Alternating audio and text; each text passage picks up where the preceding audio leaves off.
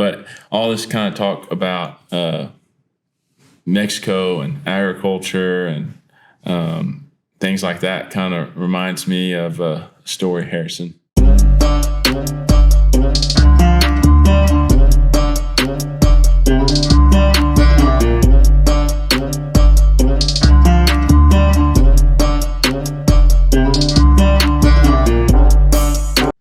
And we're kind of we're in similar political landscape. Right. And it was involving grass as well. It was a certain type of grass. Yeah.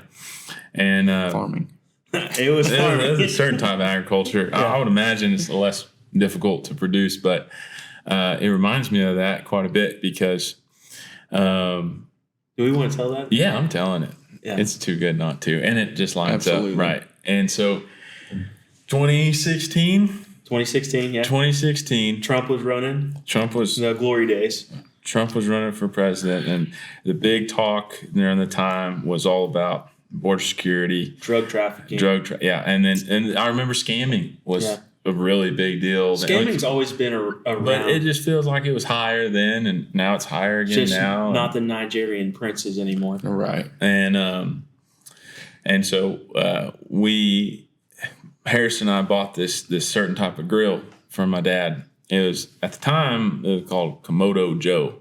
That's an egg cooker now. And the green egg. It looks just like a green egg ceramic cooker. And got my dad that for Father's Day. And, hell, we never used it or anything. And my dad had got kind of obsessed with making the perfect steak. And so with us, briskets and steak, and we said, "Hell, Dad, you can make some pie on this too. You know, you can do all kinds of stuff on it." So we kind of gave it to him as a present. We go off to college, and he's addicted. He's going after it. He's cooking everything underneath the sun with this dang egg cooker. Meanwhile, Sterling and I, we're still cooking out on charcoal and propane, and so we come back to Mason for the summer, working, pushing brush, And so Sterling and I were like, hey, we're going to go to the movie theater in Mason. And a little cliff note, the movie theater in Mason is the oldest known movie theater in Texas, right? I don't know. It's old. It's old. And so we're like, all right, we're gonna go. And my dad's like, if you boys would go get some lump charcoal, that's what you use. From Lowe's grocery store, which used to be Super S for the Central Texas OGs out there. So we go, and Sterling's like, hey, I got to finish some stuff up. You meet me at the movie theater. You go start the fire. And I said, all right, sounds good. So I go to the Lowe's grocery store. And, so these rural communities, I mean, you're from a rural community. Mm-hmm. Everybody knows everything. Everybody knows everybody. Not a big deal. So the product's out on the front of the store. So I go load the bag, then go pay. So I grab the only unopened bag of charcoal. And I go inside and tell the people, like, hey, this is what I got. I pay for it, load it in the truck. I go to the house. And I call my dad. I was like, all right, how do I start this fire? He goes, there's a little ring, and it's electric. You just do it. Don't use any fire starter or anything like that. And it's lump charcoal. And so I put the ring in, I plug it in. It's getting hot. And I go to the pickup, grab this bag of charcoal. I cut it a quarter away, just like what you do with charcoal. Mm-hmm. You generally do. And it looks like just a regular old brown feed sack, made in Mexico. It says made in Mexico, lump charcoal, probably a 50-pound bag. Yeah. And so I go up and cut it quarter ways and dump it in there, and a couple pieces plop out, and man, that's not a lot. So I cut it some more and more and more, and eventually this big block falls out. And I'm going, man, what is this, a fire starter? Like Kesey told me not to put fire starter in it. And so I call my dad. My dad's not a very patient individual. So I call him, in this, rural communities don't have good phone service. Mm-hmm. And I go, hey, what do I do with this big block? And he goes, I don't know. I said, is there a fire starter supposed to be in this, bag? And he goes, I don't know. And I said, well, what am I supposed to do? He goes, just put it in the fucking deal and set it on fire. And I'm, man, that just doesn't sound right. And so I take this block. How old were you? 16? 16. 16, No, 17? 17. He's 17 years old. Harrison's got a Snapchat, and he sends me a Snapchat, and he's like, I found drugs. And I was like, you didn't find nothing. Take that off your phone. You're 17. You're going to get in trouble. Yeah. You got football season coming up 2 days. I was like, take that crap off. So I called my dad back, and I said, hey, what do you want me to do with this? And he goes, just throw it in the other grill, and there's no fucking fire starters. And if there is, just set it on fire. I was like, all right, whatever. I don't think that's a good idea, so I'll just throw it in the grill. And so I get my pickup, set the grill's cooking now, and I go to the movie and come back, and we have steaks, and we're sitting there talking about it. And they're like, oh, nothing. And then we forget about it. And I'd say a good week, 2 weeks. Probably two weeks go by. And we're sitting on the couch. And keep in mind, my parents, they don't drink. They don't drink. They don't cuss. They don't nothing. Yeah. And neither did we. Yeah, we're perfect children. And so we're sitting on the couch, and I go, what? I think those are drugs. And Sterling goes, I think they're drugs too. And Kesey goes, I grew up with Willie Nelson, doing a Willie Nelson concert. I know Willie Nelson's 4th of July picnic in College Station, Texas. And so he goes, you boys don't even know what weed is. You boys don't know what drugs are. Yeah, sure, Dad. And never met her. I said, I bet you $1,000 that's marijuana. And at this time, Sterling had been in college, and I had been and I met some of his college buddies, and never did it, but we smelt it. A lot of left-handed cigarettes. It's been smoked in Lubbock, Texas, and so we go up, and I go grab that block out of that grill and go on, and there's a kitchen table, and it's got like a cutting block on it. Take out the pocket knife and cut it open. Well, there's layers. Yeah, I mean, there's layers to this brick, and it's like on the outside of the brick, it's kind of like the color of this table, kind of like a dark brown, like a paper almost. But there's saran wrap over the paper, and then like a black paper around it, and then another layer of saran wrap, and then like the meat wrapping paper. But it's hard. It's like it is hard as this table, and it probably weighs a good 4 to 5 pounds, and so we take that pocket knife out, and we're cutting it open. And then we get to that. You don't smell anything. You get to that last layer. It hits you. And it just hits you, and you're like, that's some skunk. And we're sitting there. We're cracking up. We're just two idiots. And my dad goes, speak for yourself. He goes, you boys be quiet. Y'all be quiet. And I said, well, come here. You owe me $1,000. And he said, that's not marijuana. You don't even know what marijuana is. He goes over there and goes, that's not marijuana. So I take a picture of it. I think Dad Sniffer's broke. Yeah. I don't know. I take a picture of it, and I sent it to 2 guys, and they sent it back. Do you want to sell it? Well, you remember like the show Cash Cab? It's kind of like phone a friend, like for reasons untold, I can't, share who we FaceTimed. Right. Yeah. But we FaceTimed him, and I said, hey, bud, what's your take on this? And he goes, that's what it comes in. I said, okay.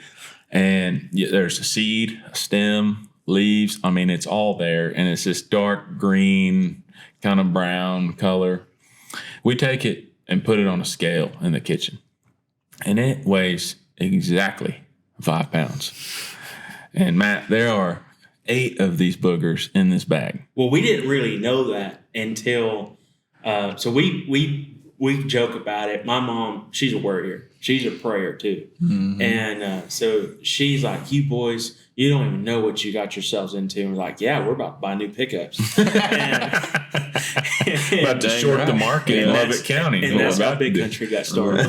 But no, so we ended up going, and we, obviously we put it all back together and put it back in the charcoal. Not that the thought didn't cross our mind. Because it did. Oh, absolutely. I mean, we were hungry for work. We were hungry for some money.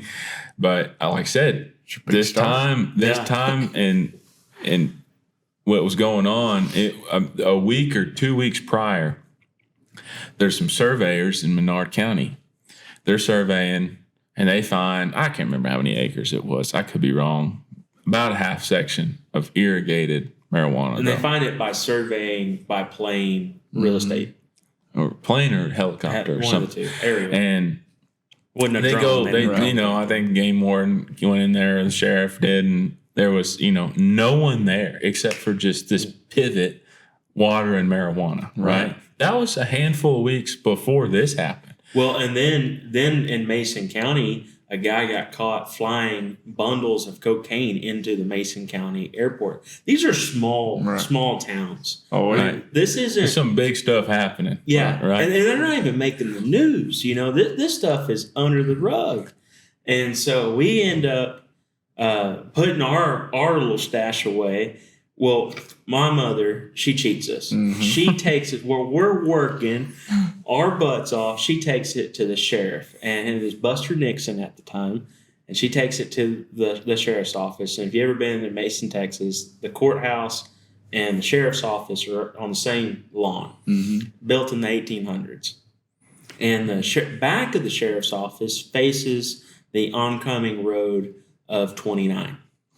And so my mother walks in and says, and she almost got us 15 alive because she said, my boys bought this at Lowe's. Wait, hold on. Yeah.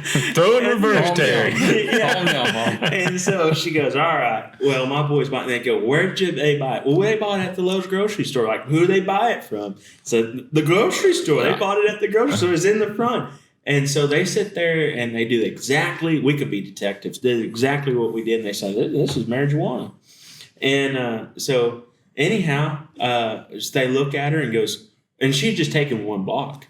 And they go, where'd your boys have this at? And they said, well, it was in a charcoal sack. They go, can you drive back to the house and go grab that charcoal sack? They let her get in her Ford pickup and drive all the way back to the house, grab this off the front porch, brings it back to the office. Now, at this point, there is drugs officers there with animals, and they're suiting up. Mm-hmm. And they said, Miss Kothman, you need to come around back. Which around back, any other situation wouldn't be that bad. But remember, the back of the sheriff's office is in the courtyard facing the highway. Yeah. And so they come around, there's a little lean-to, and they take the charcoal sack and they pour it out. And they're looking down, they're looking at each other, and there's just blocks. And how many blocks were in there? Eight blocks. And they're looking at each other. And the term is bricks, Harrison. Bricks. Okay. And sorry, I'm not a masonry. Bales. Yeah. 8 bales. And so they look over and they look back to my mother, Ginger, innocent, prayer warrior, doesn't cuss, doesn't drink, has never gotten drunk in her life. And they said, ma'am, Miss Kothman, do you want it back in the bag? And she goes, what back in the bag? They said, the charcoal. You want the charcoal back in the bag? There goes the evidence. And it's like, how dumb are we as detectives to put the evidence back in there and give it back to the person? And little did we know, we really screwed up a good thing because slump charcoal went from $7.99 a bag to like $28 a bag. So we really expedited our exponential cost to cooking a good steak. Inflation. Well, yeah, hit inflation. You already. Yeah. And long story short, they send the drug dogs up the same day, same afternoon. They take a German Shepherd up there to the Lowe's grocery store, and they find 30, 20 more pounds in Mason, and then they go San Saba, Fredericksburg, maybe Kerrville, Llano. I mean, most I know they got Colorado City because I remember whenever they were big rumor going around, Lowe's is open because they're peddling drugs out of it. that's because of us. And he told me that, and I was like, "Oh, you're running with a good crowd." Okay. Well, and somewhere, summer 2016, there's an Austin American Statesman article about a woman finding drugs in a charcoal bag at Lowe's.